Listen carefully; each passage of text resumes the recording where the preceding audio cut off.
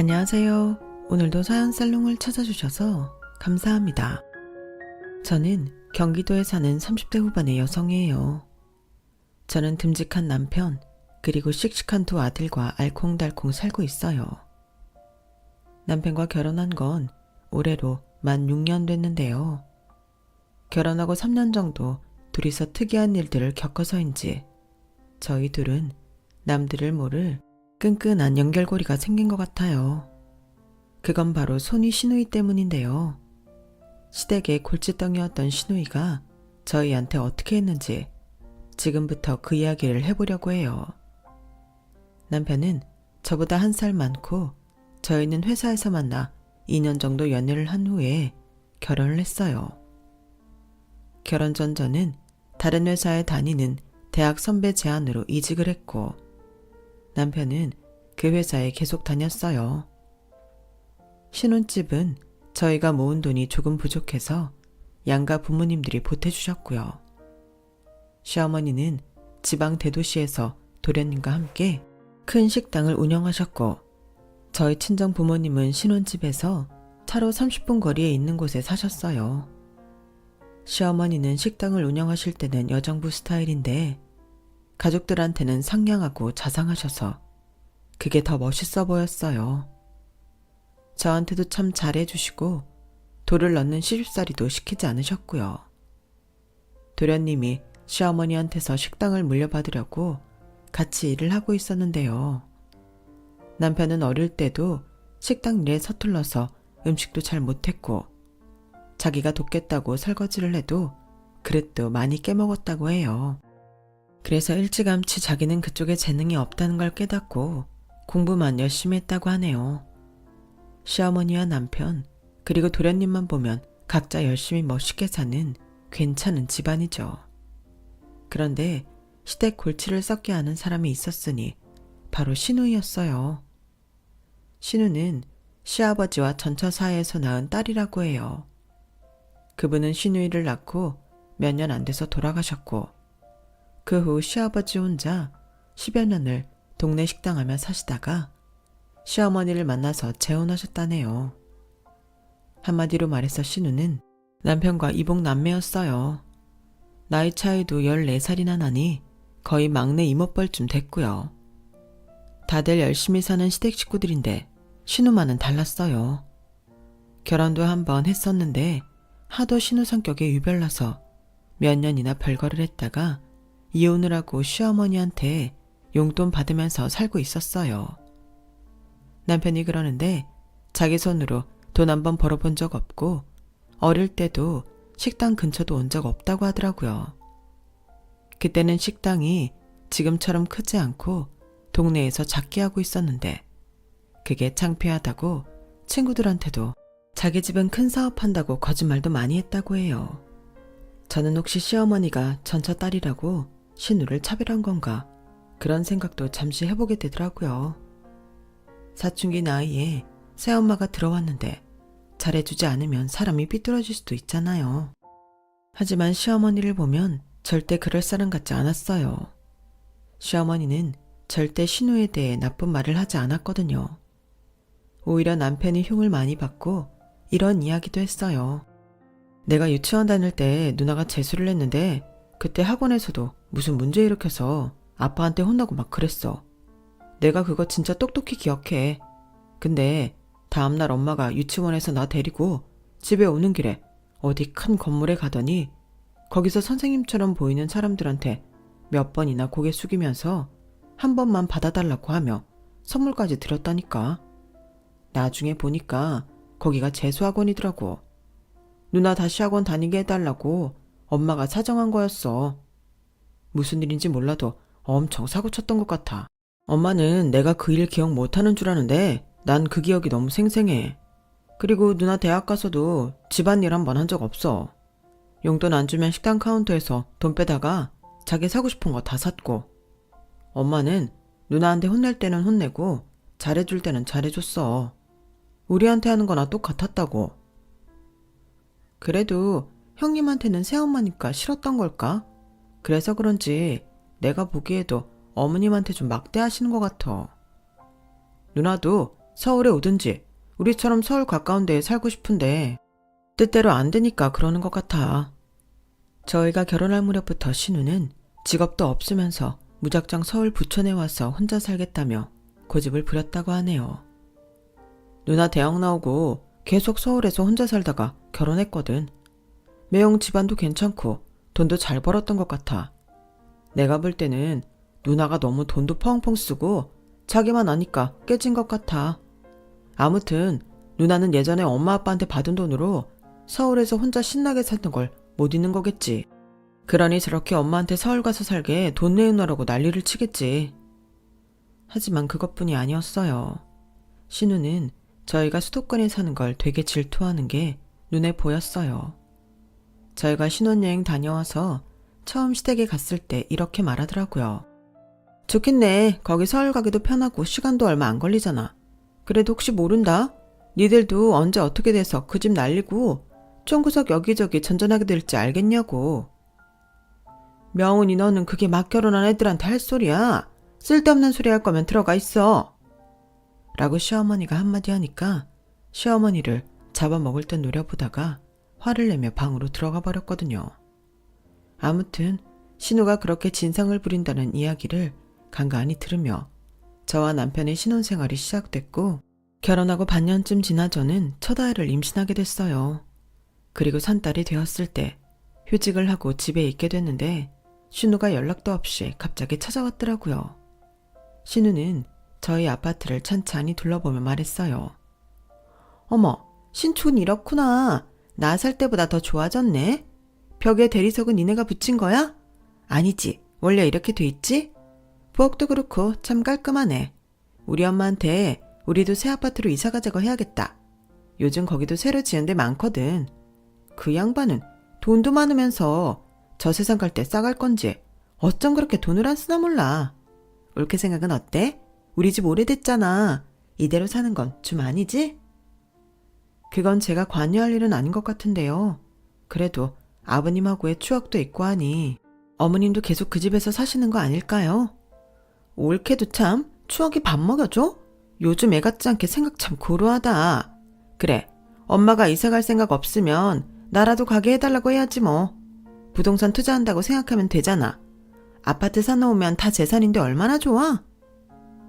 아무래도 이사 가고 싶다고 하는 핑계로 집을 나와서 어떻게든 혼자 살고 싶어하는 눈치였어요. 그런데 그날 신우는 저희 집 방을 다 열어보더니 옷방 겸 손님방이었던 곳에 들어가서 자기가 막 정리를 하더라고요. 형님 뭐 하세요? 치울 게 있으면 제가 할게요. 아우 됐어. 옳게 몸도 무거운데 하긴 뭐래. 내가 당분간 와 있으려면 내 마음에 들게 다시 세팅을 해야지. 저는 신우의 말에 하도 황당해서 잠시 멍하니 있었어요. 형님이 와 계신다고요? 저는 그런 말 못 들었는데요. 혹시 영준 씨는 알고 있어요? 이 방은 아이 태어나면 영준 씨 쓸 휴식방으로 꾸밀 예정이었거든요. 어머 옳게. 아무리 그래도 그렇지 집에 손님방 하나는 있어야지. 저나 영준 씨 지인들 중에는 와서 자고 갈 만한 사람들 없어요. 그리고 애 태어날 집에 남들 초대하지도 않을 거고요. 울케, 내가 남이야? 우리는 가족이잖아. 그럼 울케는 엄마랑 영석이 와도 자고 가라고도 안 하려고 그랬어? 내가 울케 힘들 거 생각해서 도와주려고 온 건데 잘 됐네. 이참에 이 방도 손님방으로 정리하면서 침대도 하나 넣자. 그렇게 신우는 막무가내로 침대를 주문하고 무작정 저희 집에 있겠다고 하더라고요. 남편도 전혀 모르는 일이었기에 집에 와서 자기 누나가 와 있는 걸 보고 놀라기도 했고요. 남편은 나이가 한참 위인 이복 누나라 신우를 좀 어려워하는 데가 있어요. 그래서 남편이 시어머니한테 전화를 했죠.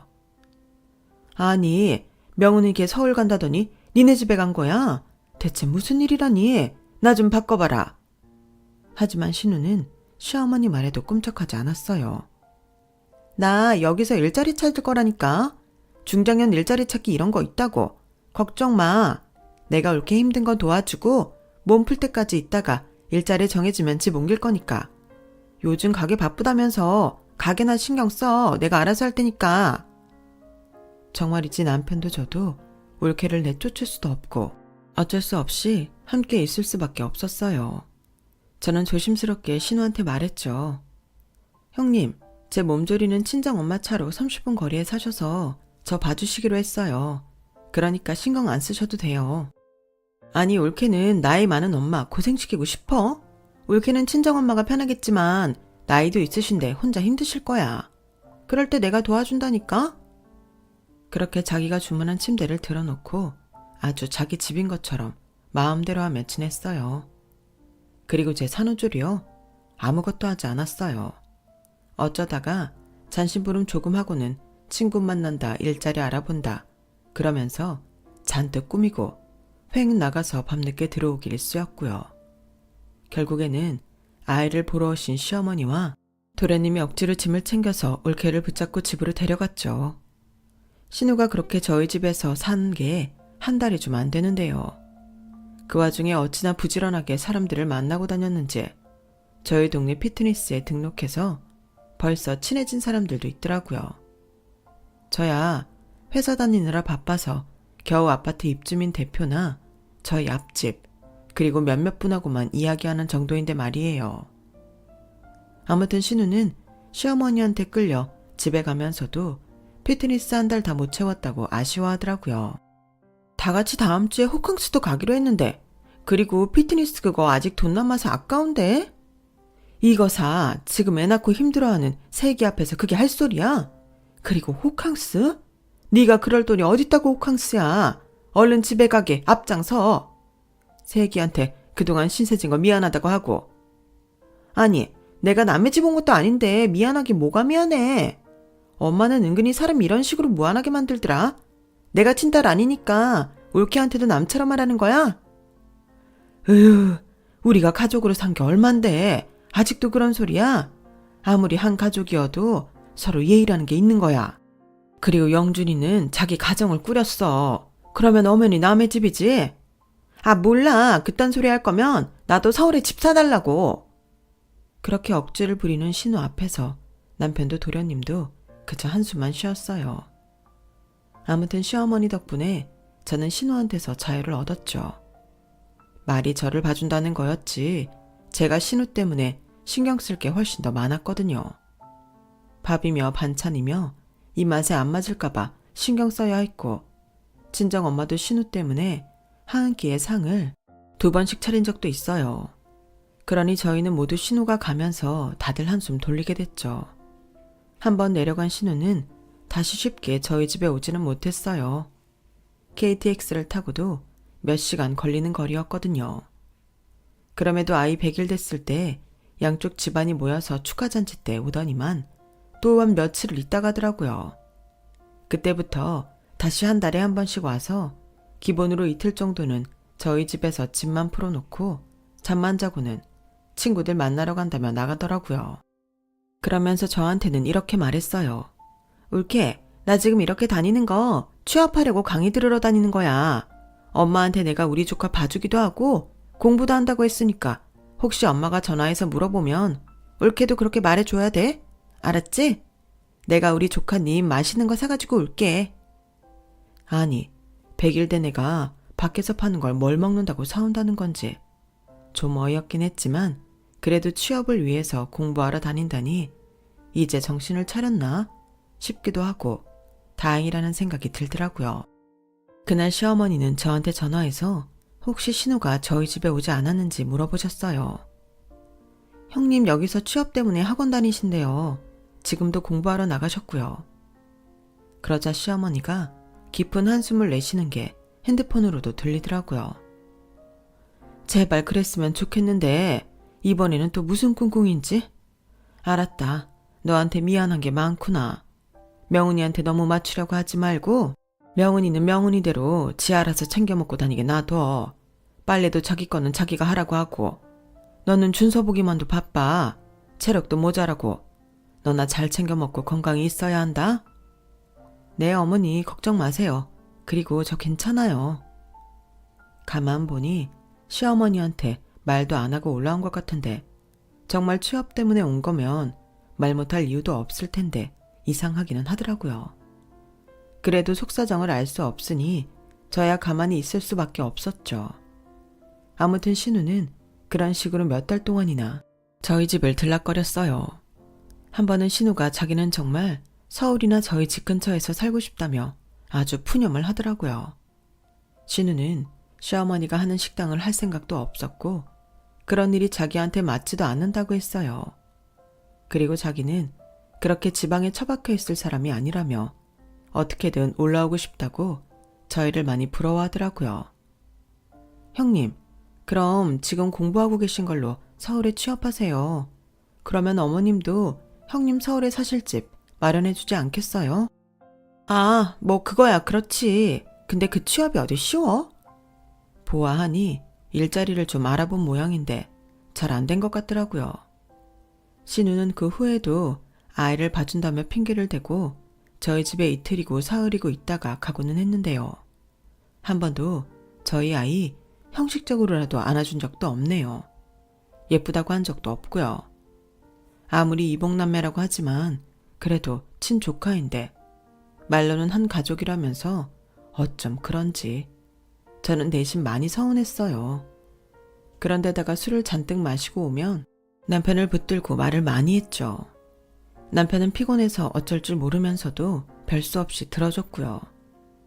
난 왜 서울에서 못 사는 거야? 나도 서울에서 살고 싶다고. 엄마 너무하지 않냐? 왜 날 자기 옆에 붙잡아 두는 건데? 뭐 하나 내 마음대로 하지를 못하잖아. 그러니 내가 이렇게라도 올라와서 숨통 좀 트이고 가는 건데 그게 못마땅해? 영준이 너 그러는 거 아니야. 내가 얼마나 힘들지 생각해 봐야지. 엄마 입장에서는 누나가 쓸데없는데 돈을 많이 쓰니까 그렇지. 누나 예전에 이혼하고 서울에서 혼자 살 때 카드비 때문에 난리도 아니었잖아. 누나도 엄마한테 신용이 있어야 혼자 나와서 산다고 해도 그걸 뭐라고 안 하지. 야, 됐어. 너도 엄마랑 똑같아. 나 말이야. 니네 집에서 애 봐주면서 있으면 돈 줄래? 그럼 나 안 내려가도 되고 여기 있으면서 서울에 친구도 만나러 다니고 돈도 생기고 좋잖아. 누나 솔직히 아예 안 좋아하잖아. 그래서 아예 안 갖는다고 하다가 매형이랑 싸우고 별거 하고 그래놓고 우리 준서 봐준다고? 그럼 어떡하니? 내가 서울에 있을 방법이 없는데. 이쯤 되니 서울에 왜 저렇게 목을 매나 싶은 생각이 들었어요. 왠지 서울에 왔다 갔다 하는 다른 이유가 있는 게 아닌가 싶었는데 그렇다고 대놓고 물어보기도 뭐해서 넘어갔죠. 아무튼 신우는 이 핑계에 저 핑계로 원래 행사처럼 저희 집에 와서 있었고 그렇게 시간이 반년 정도 지나 명절이 돼서 저희 가족이 시댁에 갔을 때였어요. 시어머니는 평소에 저희한테 시댁에 오라고 강요하지 않으셨어요.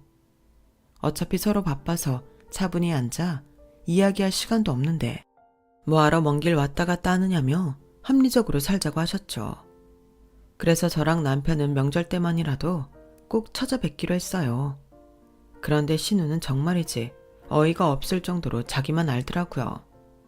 그래도 저희의 100일경부터 저희 집에서 한 달에 한 번씩 묵으며 저희 집 냉장고도 털어먹고 저희한테 가끔 용돈도 받고 그랬잖아요. 그런데 저희가 가도 코빼기도 보이지 않는 거였어요. 부엌에 나와서 명절 음식하는 걸 돕지도 않았고요. 남편이 아이를 데리고 신우 방문을 두드려도 나오지도 않았어요. 정말이지 이렇게 사람이 안면물술을 할 수 있나 싶더라고요. 시어머니도 그런 신우한테 한마디 했어요. 명훈아, 너 영준이네 왔는데 그래도 나와 봐야지. 네가 영준네에서 좀 신세를 졌어? 음식 만들기 싫으면 하다못해 시켜주기라도 하든가 간식이라도 사오든가. 그러자 신우가 아예 외출 준비를 다 하고 방에서 나왔어요. 형제끼리 집에 가서 자기도 하고 놀 수도 있는 거지. 그리고 내가 놀러 갔어? 나도 일 좀 해보겠다고 간 건데 내가 뭘 어쨌다고 그래. 그리고 나 음식 못해. 못하는 음식 먹으면 먹는 사람도 고역이잖아. 간식? 집에 간식 없어. 엄마 어제부터 이것저것 막 사다 놓더만. 평소에도 좀 그렇게 사다 놓지. 영준네 온다니까 아주 마트를 쓸어오더만. 그러더니 쌩하고 나가버리더라고요. 저는 그걸 보면 저 사람은 어쩔 수 없구나 하고 포기가 되더라고요. 시어머니 표정도 보니 이미 오래전에 포기한 것 같았고요. 이 정도면 시어머니가 계모이기 때문에 저러는 게 아니라 성격이 원래 그런 게 맞다 싶더라고요. 그리고 나이가 40 중반이면 사춘기인 것도 아니잖아요. 10대면 어려서 그런다고 하겠지만 저 나이면 그런 것도 아니고요. 그리고 얼마 안 가서 신우가 저희 집에 와서 했던 일들이 발각되었는데요.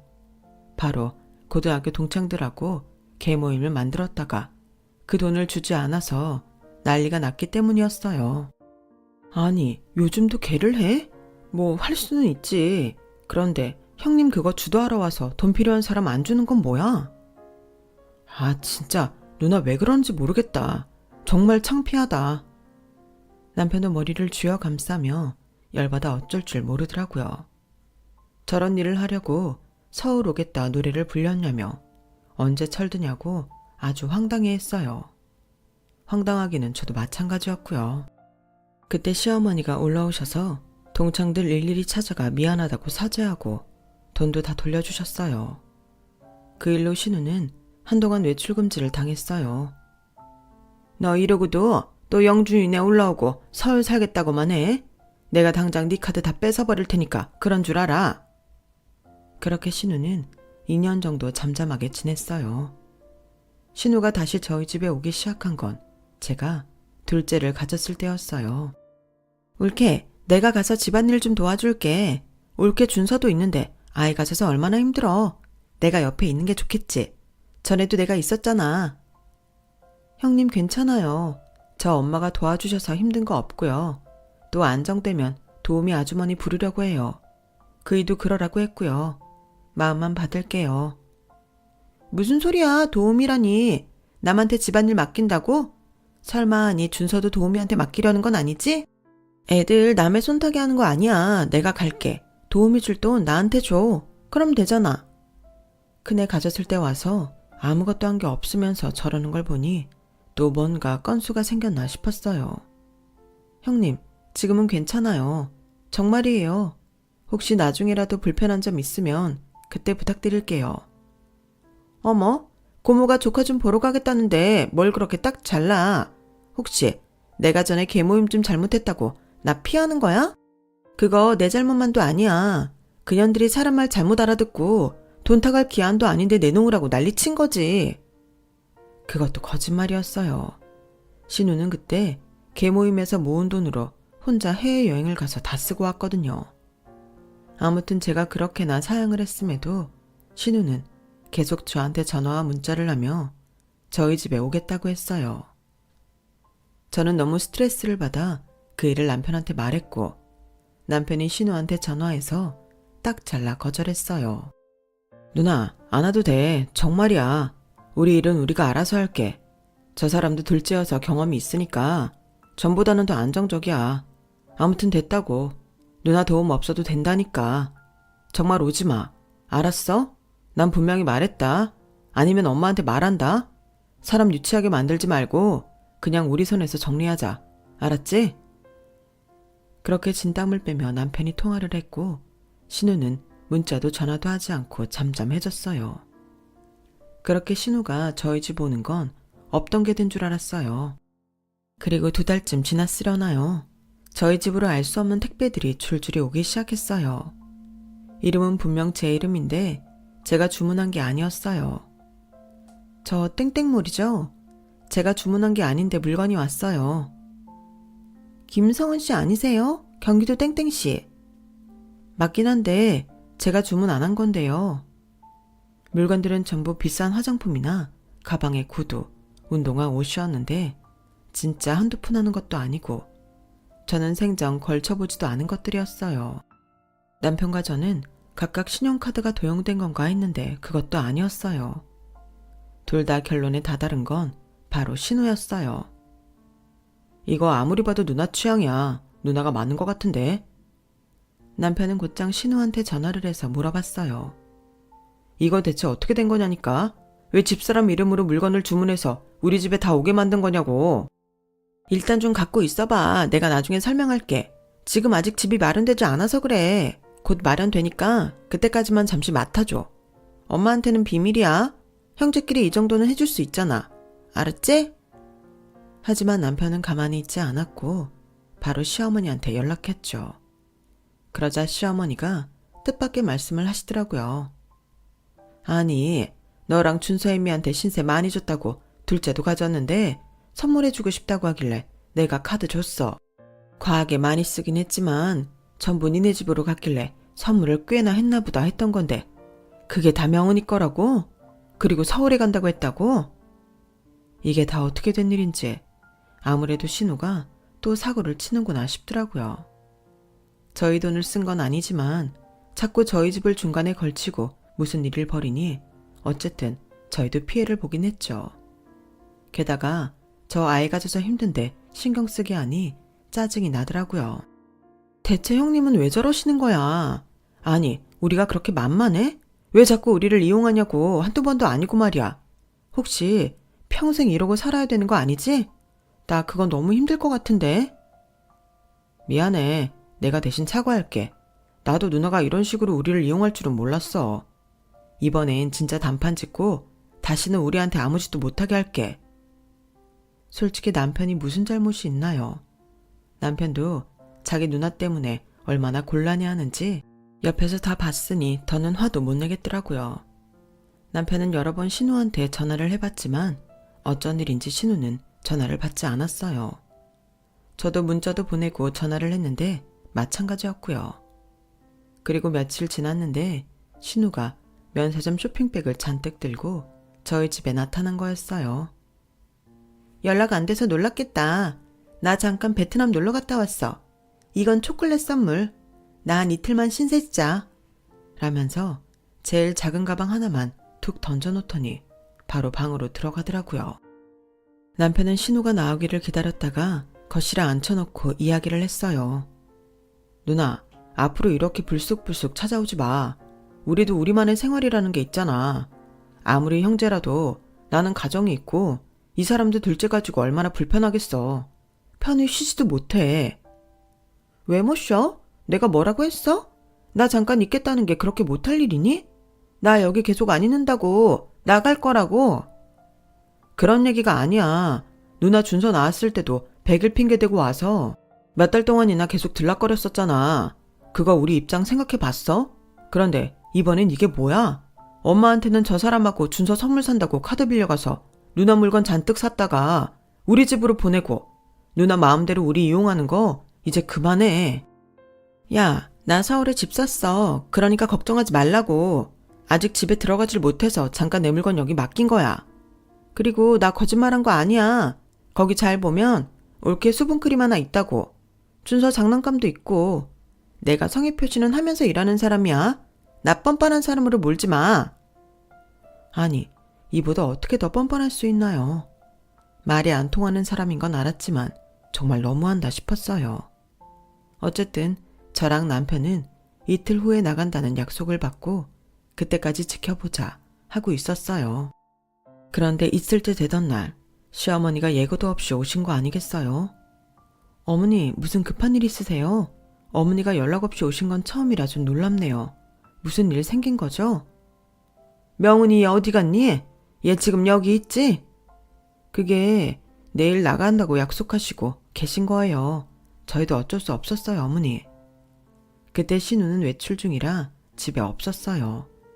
시어머니는 저희 아들을 잠깐 친정에 보내면 안 되겠냐고 하셨어요. 아무래도 집이 시끄러워질 것 같은데 애가 놀랄까봐 그래. 정말 미안한데 오늘 하루만 친정에 맡겨라. 너도 가 있어도 되고. 아니에요. 전 여기 있을게요. 준서만 엄마한테 맡길게요. 저는 아이를 친정에 맡기고 왔고 퇴근한 남편도 시어머니가 갑자기 왜 오신 건지 몰라 어리둥절했어요. 그렇게 셋이서 신우를 기다리기를 몇 시간. 드디어 밤 12시가 넘어 신우가 들어왔고 신우는 시어머니를 보자 놀라서 그 자리에 굳어버렸어요. 엄마가 여기 왜 있어? 깜짝이야. 깜짝이야? 네가 저지른 건 생각 못하고 깜짝이야? 시어머니는 신우 앞에 서류를 확 집어 던지셨고 신우는 손가락을 깨물며 남편 뒤로 숨었어요. 알고 보니 신우는 시어머니가 서울에 아파트를 사는 것처럼 서류를 꾸며서 아파트를 사려고 했더라고요. 게다가 데이트 앱에서 웬 남자를 하나 만나서 거기서 같이 살려고 했던 거였어요. 여행도 그 남자하고 함께 다녀왔던 거였고요. 너 내 인감 몰래 훔쳐서 부동산 박 씨하고 짜서 일 벌렸지? 부동산 박 씨가 자기가 대리명의 서류랑 만들어줬다고 이실 짓고 했어. 그걸 식당 담보보다 대출하려도 안 되니까 서울에 집 사고 나한테 떠넘기려고 한 거 맞잖아. 서울 부동산에서 나한테 확인 전화 와서 알았어. 서울에 아파트 산다고 따님한테 대리시킨 거 맞냐고 묻더라. 요새 부동산들이 그렇게 호락호락한 줄 알아? 너 내 카드로 준서랑 준서 엄마 선물 사준다는 것도 다 거짓말이었지? 내가 눈치채고 있었어도 그냥 가만히 있었어.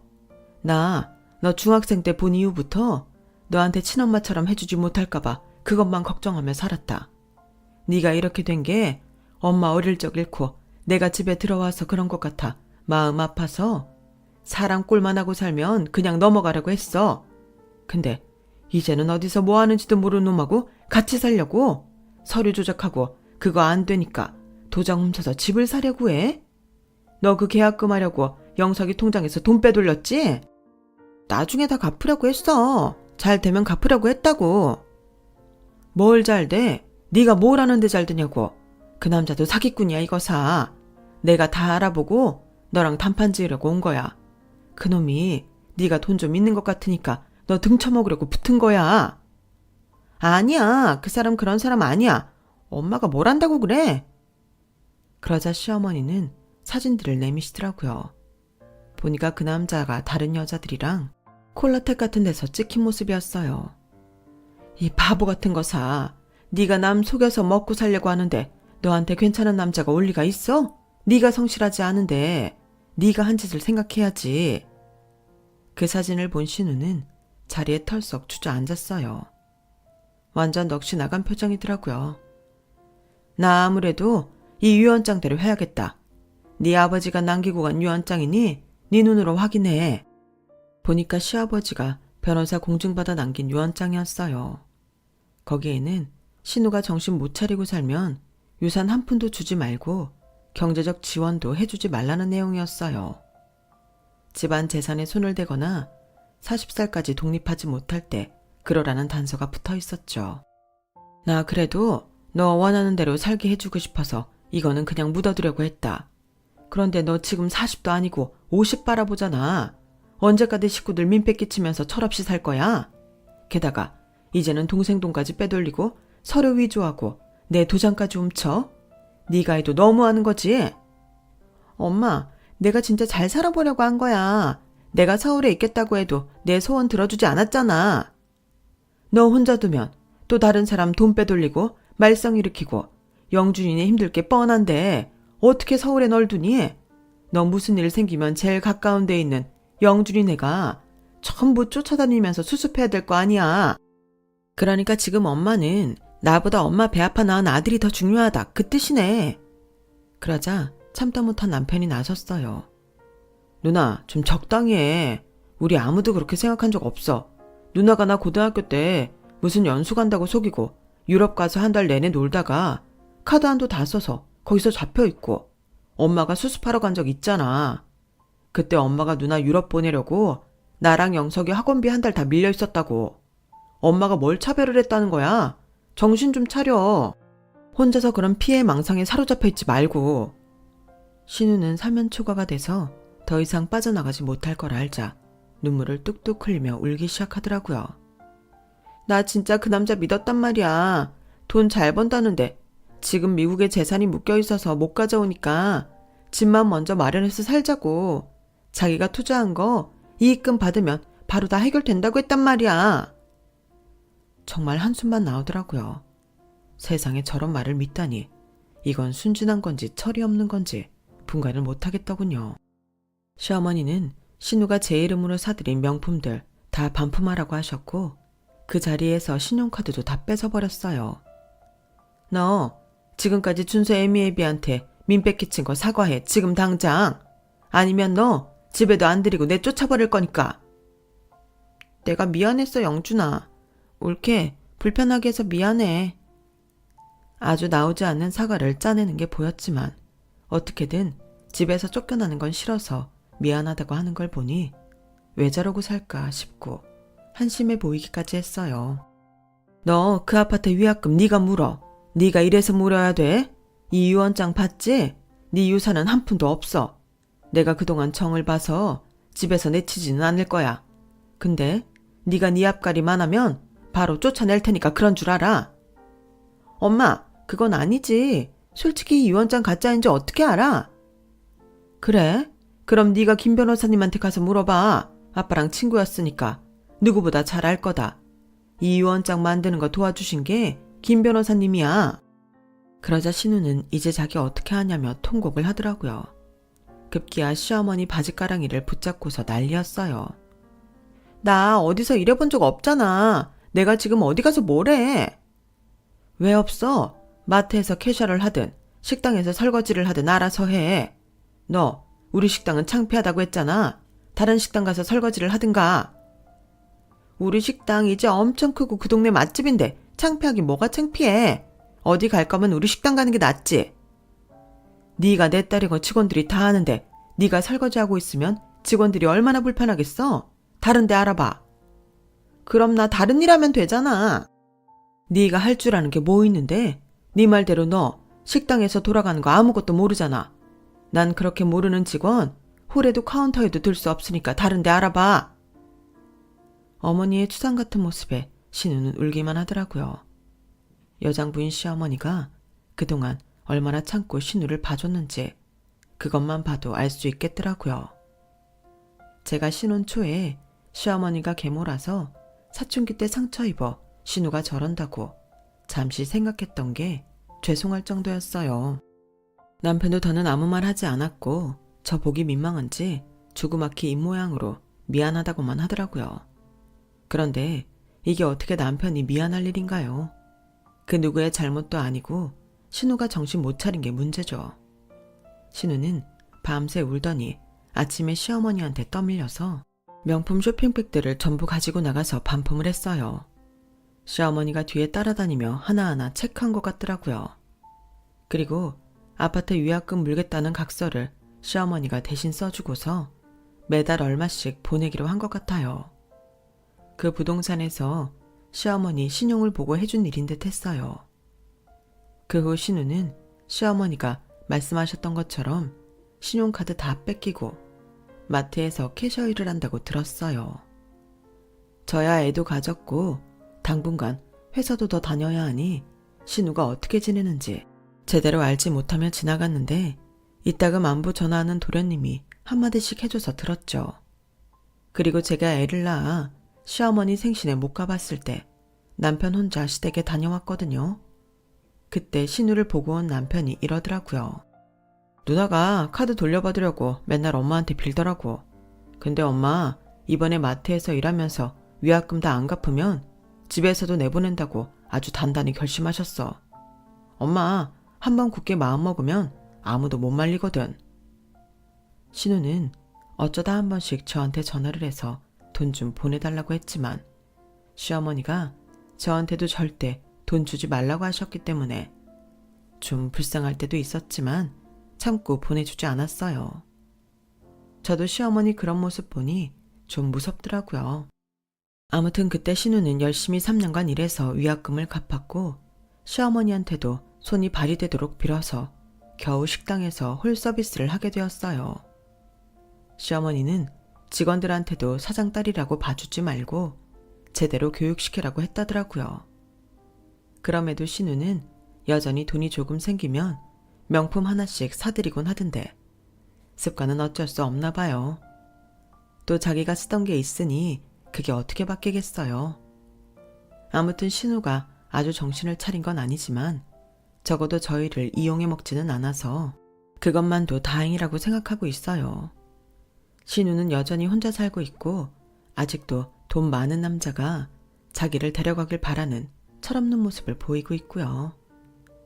제 이야기는 여기까지예요. 답 없는 신우 이야기 어떻게 들으셨는지 모르겠네요. 그래서 정신 차리고 자기 인생 열심히 살아야 하는가 봅니다. 들어주신 분들 모두 감사해요. 항상 건강하세요. 여러분, 사연 댓글에 응원과 현명한 조언 부탁드려요. 좋아요와 구독은 저에게 큰 힘이 됩니다. 오늘도 좋은 일 가득하세요.